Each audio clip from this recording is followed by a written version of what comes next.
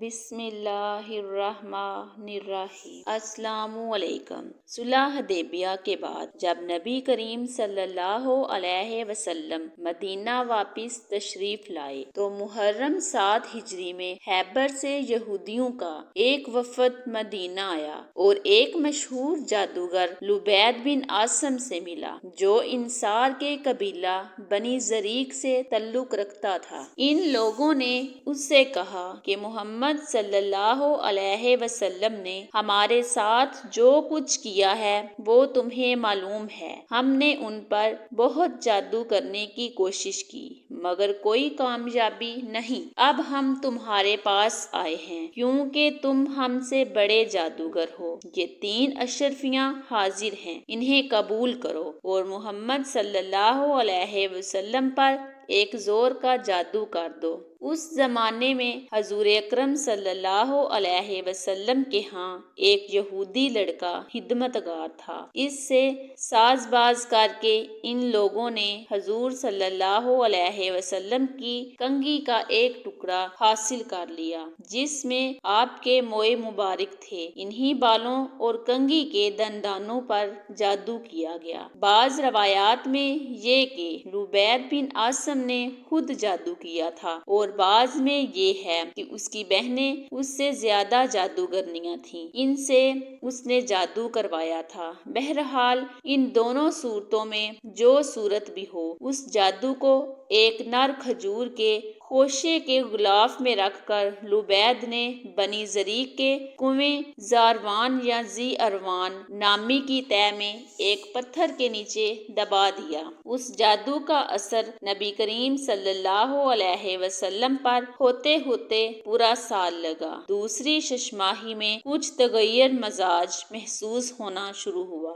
آخری 40 دن صحت تھے اور آخری 3 دن زیادہ صحت گزرے مگر اس کا زیادہ سے زیادہ جو اثر حضور صلی اللہ علیہ وسلم پر ہوا وہ بس یہ تھا کہ آپ گلتے چلے جا رہے تھے، کسی کام کے متعلق خیال فرماتے کہ وہ کر لیا ہے مگر نہیں کیا ہوتا تھا، اپنی ازواج کے متعلق خیال فرماتے کہ آپ ان کے پاس گئے ہیں مگر نہیں گئے ہوتے تھے، اور بعض اوقات آپ کو اپنی نظر پر بھی شبہ ہوتا تھا کہ کسی چیز کو دیکھا ہے مگر نہیں دیکھا ہوتا تھا۔ یہ تمام اثرات آپ کی ذات تک محدود رہے، حتیٰ کہ دوسرے لوگوں کو یہ معلوم تک نہ ہو سکا کہ آپ پر کیا گزر رہی ہے۔ آپ کے نبی ہونے کی حیثیت تو اس میں آپ صلی اللہ علیہ وسلم کے فرائض کے اندر کوئی خلل واقع نہ ہونے پایا۔ کسی روایت میں یہ نہیں ہے کہ اس زمانے میں آپ کو قرآن کی کوئی آیت بھول گئے ہوں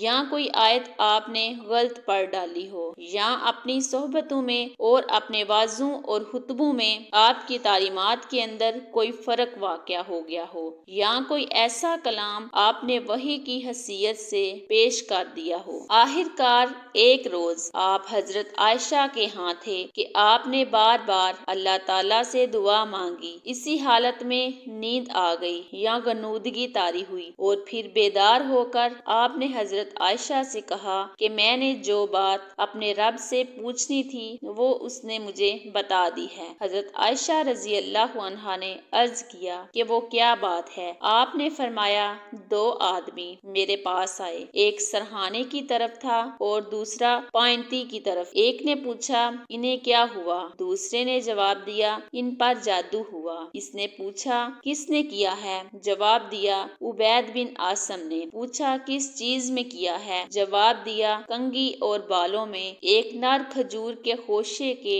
غلاف کے اندر۔ پوچھا وہ کہاں ہے؟ جواب دیا بنی زریق کے کنویں ذی اروان کی تہ کے پتھر کے نیچے ہے۔ پوچھا اب اس کے لیے کیا کیا جائے؟ جواب دیا کہ کنویں کا پانی سونت دیا جائے اور پھر پتھر کے نیچے سے اس کو نکالا جائے۔ اس کے بعد نبی صلی اللہ علیہ وسلم نے حضرت علی رضی اللہ عنہ، حضرت عمار بن یاسر رضی اللہ عنہ اور حضرت زبیر رضی اللہ عنہ کو بھیجا۔ ان کے ساتھ جبیر بن الیاس الزرقی اور قیس بن محصن الزرقی اثر کی بھی شامل ہو گئے۔ بعد میں حضور صلی اللہ علیہ وسلم خود بھی چند اصحاب کے ساتھ وہاں پہنچ گئے۔ پانی نکالا گیا اور وہ غلاف برآمد کر لیا گیا۔ اس میں کنگھی اور بالوں کے ساتھ ایک تانت کے اندر 11 گرہیں پڑی ہوئی تھیں اور موم کا ایک پتلا تھا جس میں سوئیاں چبوئی ہوئی تھیں۔ جبرائیل علیہ السلام نے آ کر بتایا کہ آپ معوذ 3 پڑھیں۔ چنانچہ آپ ایک آیت پڑھتے جاتے اور اس کے ساتھ ایک ایک گرہ کھولی جاتی اور پتلے میں سے ایک ایک سوئی نکالتے رہے۔ خاتمہ تک پہنچتے ہی ساری گرہیں کھل گئیں، ساری سوئیاں نکل گئیں اور آپ جادو کے اثر سے نکل کر بالکل ایسے ہو گئے جیسے کوئی شخص بندھا ہوا تھا، پھر کھل گیا۔ اس کے بعد آپ نے لبید کو بلا کر باز پرس کی۔ اس نے اپنے قصور کا اعتراف کر لیا اور آپ نے اس کو چھوڑ دیا، کیونکہ اپنی ذات کے لیے آپ نے کبھی کسی سے انتقام نہیں لیا۔ یہی نہیں بلکہ آپ نے اس معاملہ کا چرچا کرنے سے بھی یہ کہہ کر انکار کر دیا کہ مجھے اللہ نے شفا دی ہے، اب میں نہیں چاہتا کہ کسی کے خلاف لوگوں کو بھڑکاؤں۔ یہ ہے سارا قصہ اس جادو کا۔ اس میں کوئی چیز ایسی نہیں ہے جو آپ کے منصب نبوت میں فاتقادی ہو۔ ذاتی حیثیت سے اگر آپ کو زخمی کیا جا سکتا ہے جیسا کہ جنگ احد میں ہوا، اگر آپ گھوڑے سے گر کر چوٹ کھا سکتے تھے جیسا کہ احادیث سے ثابت ہے، اگر آپ کو بچھو کاٹ سکتا تھا جیسا کہ کچھ اور احادیث میں وارد ہوا ہے، اور ان میں سے کوئی چیز بھی اس تحفظ کے منافی نہیں ہے جس کا نبی ہونے کی حیثیت سے اللہ نے آپ سے وعدہ کیا تھا، تو آپ اپنی ذات حیثیت میں جادو کے اثر سے بیمار بھی ہو سکتے تھے۔ نبی پر جادو کا اثر ہو سکتا ہے، یہ بات تو قرآن مجید سے بھی ثابت ہے، جیسا کہ قرآن میں بیان کیا گیا ہے کہ بابل میں ہاروت اور ماروت سے لوگ ایسا جادو سیکھتے تھے جو شوہر اور بیوی میں جدائی ڈال دے۔ یہ بھی ایک نفسیاتی اثر تھا، اور ظاہر ہے کہ اگر تجربے سے لوگوں کو اس عمل کی کامیابی معلوم نہ ہوتی تو وہ اس کے خریدار نہ بن سکتے تھے۔ بلا شبہ یہ بات اپنی جگہ بالکل درست ہے کہ بندوق کی گولی اور ہوائی جہاز سے